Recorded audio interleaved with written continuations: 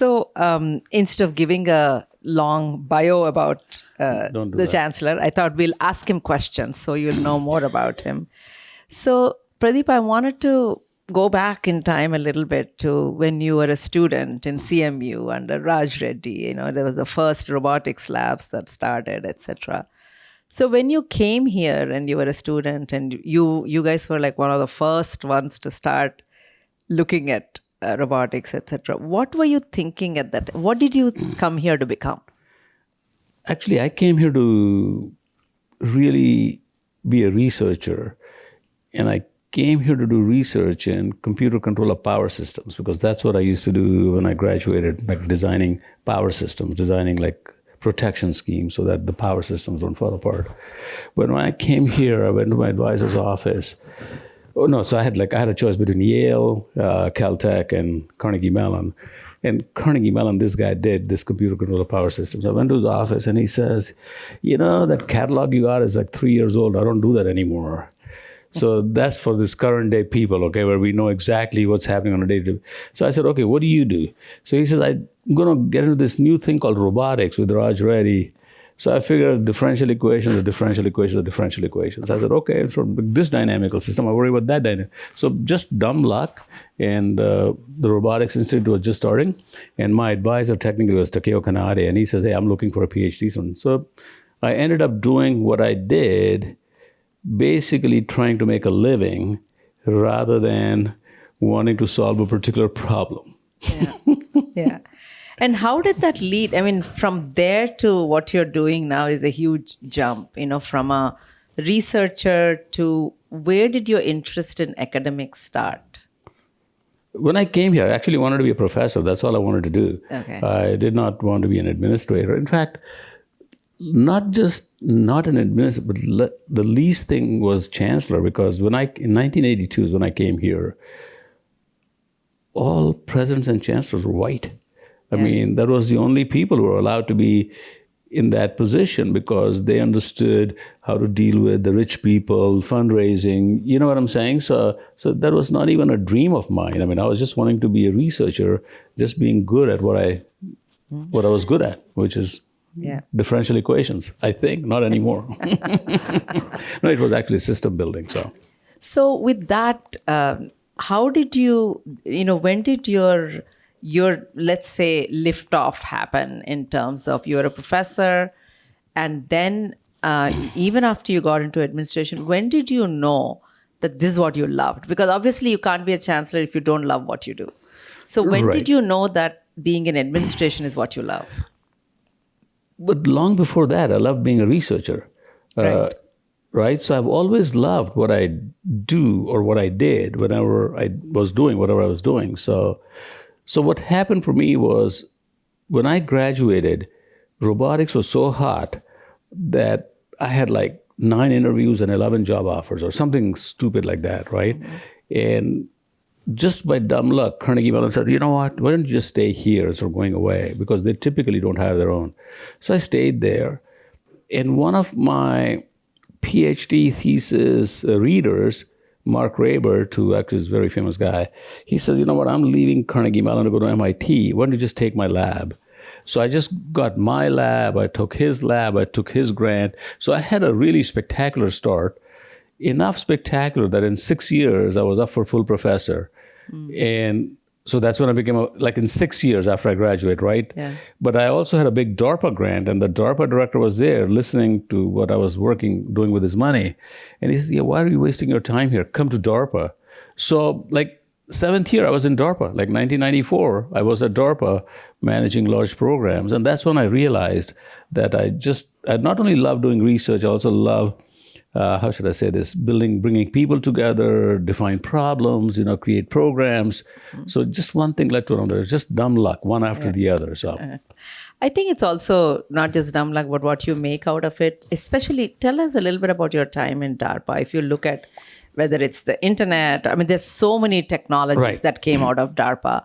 And it's been really one of the biggest technology incubators for the world, I think. So tell me, what was it that US did with DARPA that was really unique and could should really be studied? So like two things. I don't know if you study, like we're studying it right now. So two things.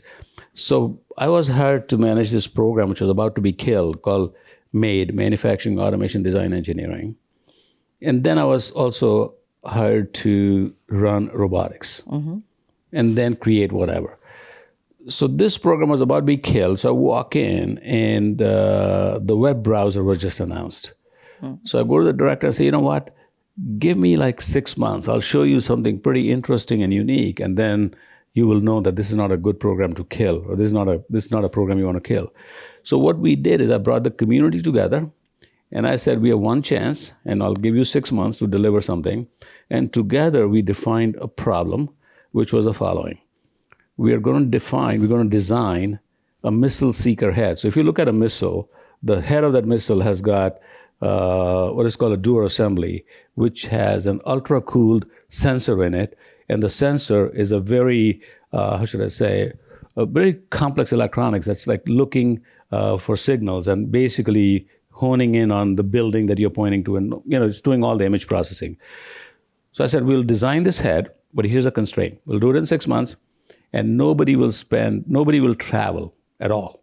So we will use the browser to design this. So Stanford was a contractor, Lockheed Martin was a contractor, Boeing was a contractor, Carnegie Mellon, Cornell, MIT. So amazingly, in all of these 6 months, they built like several technologies to really collaborate on the web. And we are seeing a lot of those products are now actually products in the market. So Marty Tenenbaum from Technology was one of my contractors, and Marty actually commercialized many products. So Secure HTTP came out of that program. So that was one. Then the other program was about robotics, where we were looking at drones. So we were doing technologies to how do you make multiple physical machines behave like a single logical machine. So the idea was that you cannot have 10 robots that you're controlling simultaneously, but you should be able to give one command to the swarm and say, you know what, tell me what's on the other side, and back comes the information, right? And you can see that right now, actually. So a lot of the drone technologies, a lot of autonomous flying, it came out of those programs. So yeah, very high impact. I mean, at that time, this is like 94, 95, 96. This is like nearly 20 years ago. Yeah. No, 30 years ago. 30 years ago, sorry. And so let's talk a little bit about your home, UCSD. My home, okay. That's my home, yes. And we hear all sorts of numbers. I was talking to someone yesterday and said 10 years ago when I came here, there were 10,000 students in UCSD, and today there are 50,000. No, 27. Don't be exaggerating. Okay. So, but whatever, doubled in the last 10 years. And you've added a lot of different schools, etc. So tell us, since you came here, what are the major things that UCSD has done you're really proud of? So, look, I'm proud of everything UCSD does, okay? Yeah. Including everything that every faculty member does, and many of them are sitting right here. No, I really am.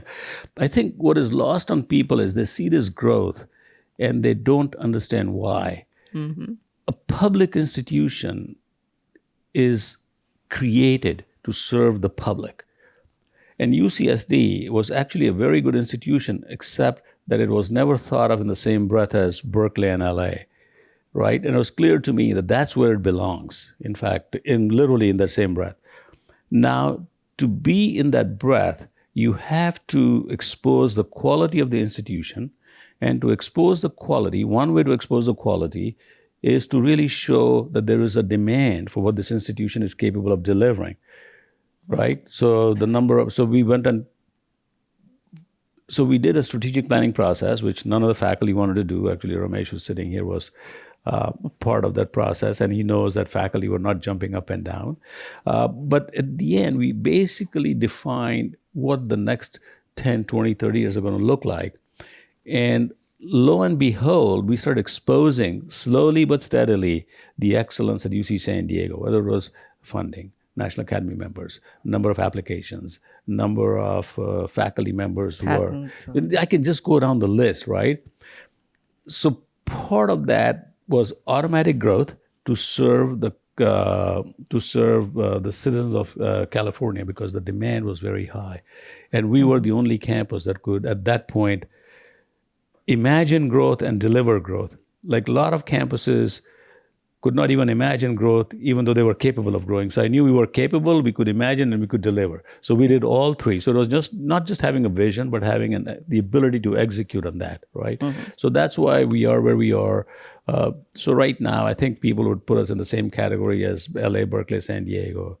If you look at National Academy members, we are actually right below Berkeley. We are much higher than LA.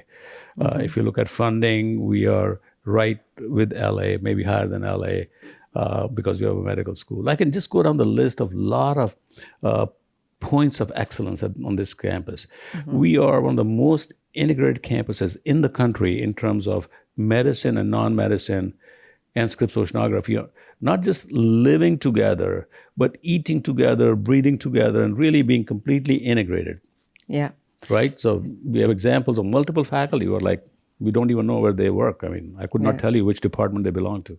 I mean, this institute itself, we are sitting in the Qualcomm Institute. It's a good example of, because today we went through many different labs. We're looking at cell structures, we're also looking at clean rooms, and we're also looking at robotics. Right. So this institute, I've always told Ramesh, it was a sandbox for me. So anything we wanted to create, we just seed it here. And then good old Ramesh is a good gardener out here, so he would form it and nurture it really well. And then once it becomes reasonably big, then we put it out, which of course it doesn't make Ramesh happy because now he has to start all over again. But that should be the goal of a nurturing environment like this, where this is the sandbox where you create something. Yeah, as soon as it becomes a little bit self-sufficient, you move it out, let it thrive on its own instead of just nurturing it all the time. And it brings down to why we are here also. We look at all our fellows, we look at the foundation that works on it as that sandbox, because we bring them, we give them the stage, showcase them, and then they do well. So one of the things I want to explore with you is, I know at UCSD we have an India center here. Right. So what is your vision for that? And then we can explore how we can collaborate, especially from an entrepreneurial point of view. So the India Center comes about not because I'm Indian, okay? Even though people think that's the only reason you would do it now. For that, you did the China Center first before India Center. So in our School of Global Policy, it used to be called IRPS, International Relations and Pacific Studies. The first thing we did was change that name to Global Policy and Strategy. So in that school, there's a lot of points of excellence, but the 2 points of excellence are this 21st Century China Center, which basically looks at the intersection of society, politics, technology, and tries to build a model of where a country might be going. And what policies would the country need to develop to really go in the direction they want to be going. And so the China Center is pretty much has significant convening authority. It's a go-to place. So if you are in the State Department and you need advice on China policy, you come to people here. And people here are in literature, they are in history, they are in social sciences, they're in politics, and they're in global policy and strategy. They're everywhere, 6 different departments. You would not imagine a China specialist sitting in literature, right? But that's UC San Diego. So that is a spectacular center. We have another center called USMAX, which basically looks at U.S. and Mexico relationships and how they should be strengthened, especially since we're on the border. So as I was thinking about where the world might be going, I thought there were 3 countries that are going to be really significant for this country: China, Mexico, and India. Different reasons. They're not the same reason, okay? They're 3 different reasons. So we already had 2, so we wanted to do a 3rd one.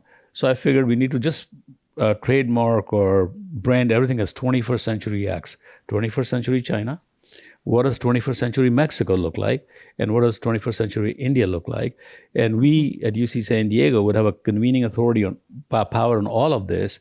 And what better place where all 3 centers coexist so faculty members are able to share information and really create insights that you could not create at other institutions that have only one or the other center. So there are a lot of centers in India in the country, but they're looking at India of the past. They're trying to understand the past India. And we want to look at the future of India. We want to look at the future of Mexico, the future of China. So that's why it's the 21st century branding strategy. So when you look at it, future of India and the collaboration, what are 2 or 3 areas you see that India could potentially leapfrog the legacy systems like they did with cell phones or something, and what kind of collaboration can help? Just tell me two, three areas you would like to focus on. Yeah, so India already is leapfrogging. So, for example, if you look at entrepreneurship, right? I mean, India always had entrepreneurship, but they were like mom and pop stores, starting a little convenience store on the side. But now we are talking about technology-based entrepreneurship. And you saw great Yeah. examples, like the two examples right now, the three examples, right? So India is one of now the faster producers of unicorns. I was just there like last week, and it's unbelievable what's going on in that country. Yeah. It has a new sense of confidence of not only we can do it, but also we will do it. It's not two different things, right? We always thought we could do it, but we never did it, right? So it's a new sense of confidence. If you look at, but India also is a combination of opposites. I'll give you an example. And I just said this to somebody in very senior level in the government. Didn't make him happy. So on one hand, India sent the Chandrayaan mission for less than the cost of a reusable launch vehicle. So like literally one vehicle out here costs more than what these people spent to send a whole mission to moon. At the same time, this very same country wants to build a jet fighter, and they cannot fire a jet engine. It's called the light combat aircraft. And they've been trying to do that for 20 years. Right? But this is just the issue. What I'm saying is that it's a mixture of opposites, but they're all over time going to converge. And this country is going to be, in my mind, I think it's going to be a dominant player in the world economy. So, if when you look at areas, you're saying entrepreneurship is one area. Are there any particular technologies or any particular focus areas that you think the collaboration would be really great at? So, personally, I think India should be investing significantly in research, which they are not yet. Okay. Yes. So, don't confuse good companies coming out with great investments in research. It's not happening that well. I think India should literally be focusing at the intersection of info, bio, and nano. Like literally, by info, I mean AI, like biology and nanotechnology. And that literally is going to define the future of humanity for multiple decades. At least that's my view. So my last question is, when you look at UCSD, you continue doing your Right. vision exercises. So when you look at 2030 or 2050, where would you like to see this move to in terms of areas of focus or students or any area? What would you like to see happen? So I think like a campus like this, with 3,000 faculty, it's dangerous to tell you three areas because these people, and there's more than three faculty sitting right here. But I tell you how I think about what we should be investing in. I think we have to, for example, invest in our ability to see. If we cannot see something, we don't know what it is. So seeing, for example, would mean something like what Elizabeth does, like really complicated microscopes, our ability to see inside materials, inside the human body, inside deep space. I can go down. All our ability to see is really paramount. The human brain. See inside the human brain, right? And we actually, right now, we don't have that ability. Yeah. So I think we should be focused on all technologies that really amplify our ability to look inside these systems, right? Or biology and underwater and space. Then our ability to compute. What does that data mean? So that data, I think, should be automatically, directly connected to large-scale storage. And I think on this campus, we did make significant investments right here where some of the microscopes are connected directly to large-scale storage. And then be able to compute reason on that data. So that would, in my mind, this would be AI right now, right? So it's a very simple model for me. So going forward, that's what we should be doing, investing in these three classes of technologies to solve an array of societal problems. So we don't want to solve problems just like extending human life by 10 years. I mean, there's nothing wrong with it. It's actually a good goal, don't get me wrong. But we want to extend human life, which is healthy. Does that make sense? So that's a societal issue because the cost of the medical burden is going up significantly. We want to extend by 10 years without Alzheimer's setting in, without Parkinson's setting in, right? So I can just go down the list. So these three broad areas, broadly defined, and again, comes from my robotics background, again, impacting societal issues that really the challenge. So climate change, human health is actually, if you think climate change is a burden right now, human health is going to be a bigger burden in about 20 years. Because as we all get older, our systems cannot support us right now. So I think those issues would be very significant. Great. So is there a way, we have all these entrepreneurs from India, all these things, etc., the India Center, and we could collaborate, especially around entrepreneurship? No, and also around design. Actually, I built a Yeah. whole design program out here, so you should come here and work. I'm always recruiting, right, Elizabeth? So, I think collaboration is going to be the key, both internally to UC San Diego and externally. We really have to collaborate and amplify our own abilities and capabilities. That's the only way to amplify ourselves, right? So the short answer is yes, we should collaborate. And the best way to collaborate is to really assimilate people. Like bring them all to UC San Diego. Okay, great. Now, this is a great program, by the way. So thank you for bringing this here. Yeah. And anything we can do to enable collaboration, and Ramesh would be a good person. Actually, one of faculty of Ilka. We have Ilka, we have exactly. they're all going to speak today. They're all so great. we're going to learn from them. They're all great When you look at their research, you will see that very little of what they do is done only, they are doing it, but it's based on integrating multiple people and multiple ideas and bringing them all together, right? So it's truly amazing work going on here. So thank you very much. Really appreciate this. Thanks. Enjoy your evening. Thank you. Thank you. Thank you. Let's continue. Who's next?